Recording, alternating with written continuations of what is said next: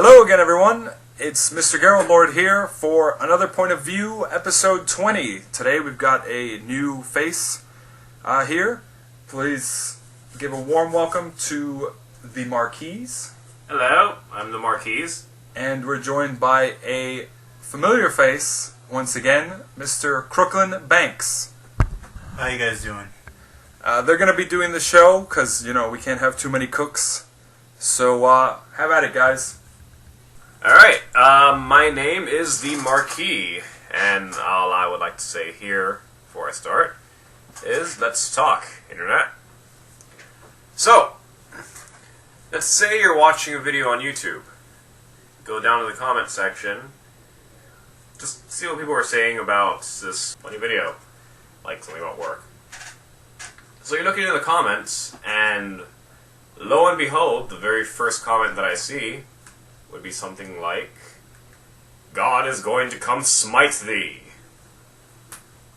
It's, doesn't really have a whole lot to do with the video.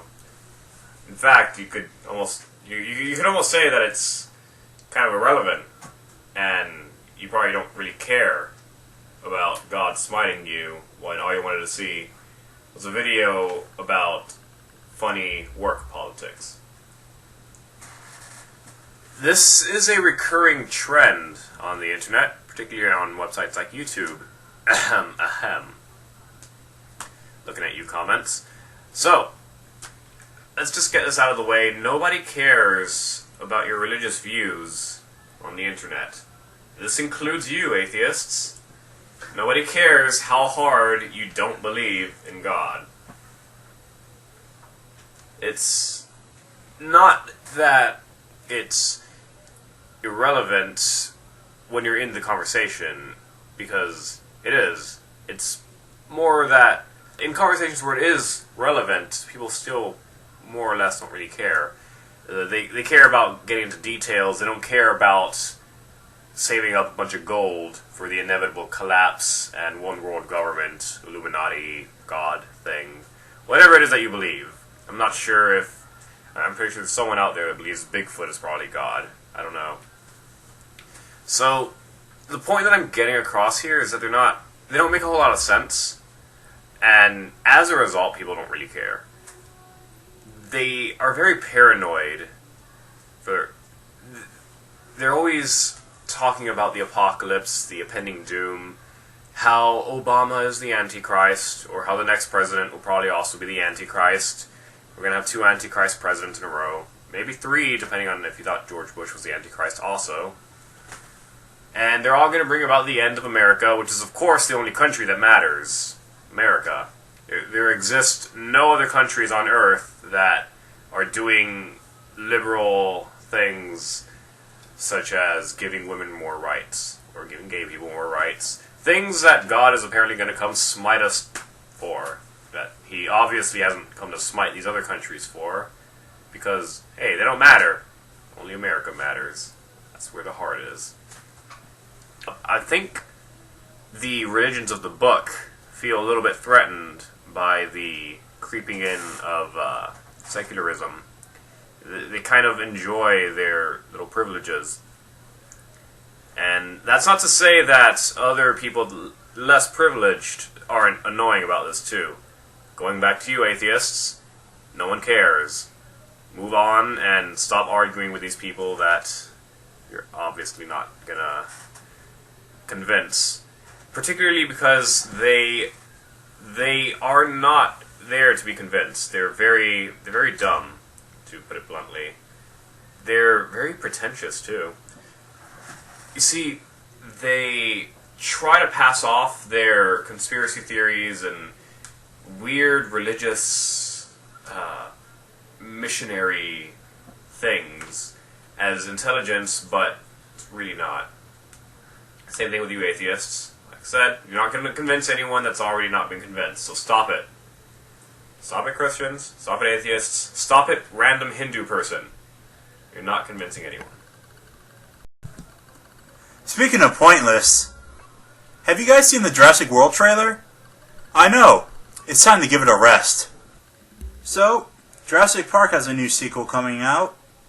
And seriously, how many times they're going to reopen that damn park.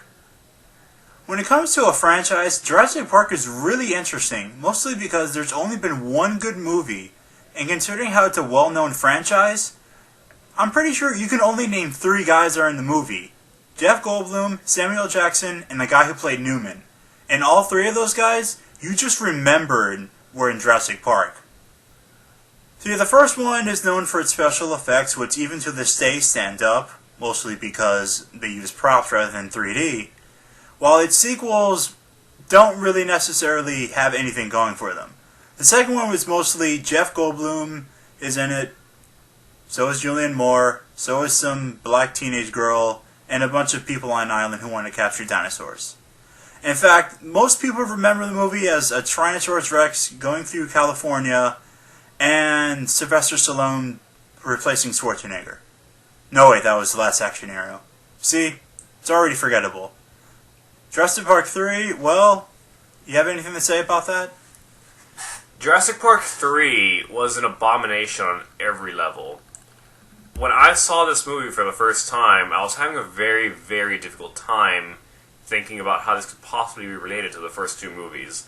Very few characters make any returning appearances. When they do, they kind of have this old war veteran feel to them, like, oh, that place again. Yeah, I've been there. I have scars. They take the role of some wise guides, but they turn out not so wise when they keep running into dinosaurs every 5 seconds. The biggest disappointment about Jurassic Park 3, though, is the new dinosaur that was introduced. I forgot what it was called. It's called Movie Monster. Movie Monster. Replacing the Tyrannosaurus Rex. You literally see it killing the Tyrannosaurus Rex in a battle. To be fair, it was a pretty cool battle, but it doesn't save the rest of the movie. Particularly, it does not save the movie from child hero syndrome. You know what I'm talking about. The annoying Jake Lloyd ripoff kid who somehow is able to survive on an island filled with hostile creatures for who knows how many weeks. And honestly, it really doesn't make a lot of sense for him to still be alive at that point without having to drink his pee to survive. It's honestly a little worrying that they don't go into this. He's just kind of all fine. What's not fine, however, are the dinosaurs, especially with certain scientific facts that have come to light at the time this movie came out. We'd found out that dinosaurs actually have feathers. I think I have less to say about this than a certain other guest here. Well, usually, I'm not the most scientifically astute person, but I'm not the most scientifically illiterate either. When Jurassic Park first came out, it changed the perspective the public had on dinosaurs. Before, we thought they were slow, moving lizards, that Tyrannosaurus Rex's vision was based off of movement, and we learned that they were actually warm-blooded. Nowadays, well, we actually discovered that they're not warm-blooded or cold-blooded. We also discovered they weren't lizards. They were actually birds. And they had feathers. See, this new trailer shows that, well, they're just going with the same old monsters we know. Dinosaurs are going to be the way that we remember them. Which is probably why it's even more confusing that this movie is not only coming out 14 years later, but it's also rated PG-13. Seriously, those 13-year-olds nowadays, they don't really care about stories. Which is probably the reason why Chris Pratt is friends with dinosaurs. If there's any clear sign that this movie is going to suck, it's the ending image of Chris Pratt riding a motorcycle with velociraptors ganging up, surrounding him, but in a friendly way. Yeah. Because when you watch Jurassic Park, the one thing you want to see is the main character uniting with raptors to kill a monster that's not even a dinosaur, but some sort of mutant hybrid. Yeah, this is exactly what audiences wanted to see. But don't worry, guys. After this movie makes a lot of money, but gets critically planned, they'll just make another one, and then when that one fails, they'll just make another one, and then when the whole thing fails, they'll just reboot the whole thing. Yeah, can't wait for that one. Oh, and also, don't they talk in the third one? They have a form of communication. Yes, it's really stupid. No, I mean actually with words. No. Oh. Except maybe to say, "Kill me." Yeah, that's what the editor should have said. Speaking of mercy killing, here's a recommendation. Now, since the other guys aren't here to recommend you a boring Dan Brown novel, here's my recommendation. A video game, Spec Ops: The Line. Developed by Jaeger Development and published by 2K Games, Spec Ops: The Line is essentially what games should be. Telling a really good story. Based off of the novella Heart of Darkness, the game puts you as Nolan North, starring as Nolan North, as what would really happen if Nathan Drake was a real person.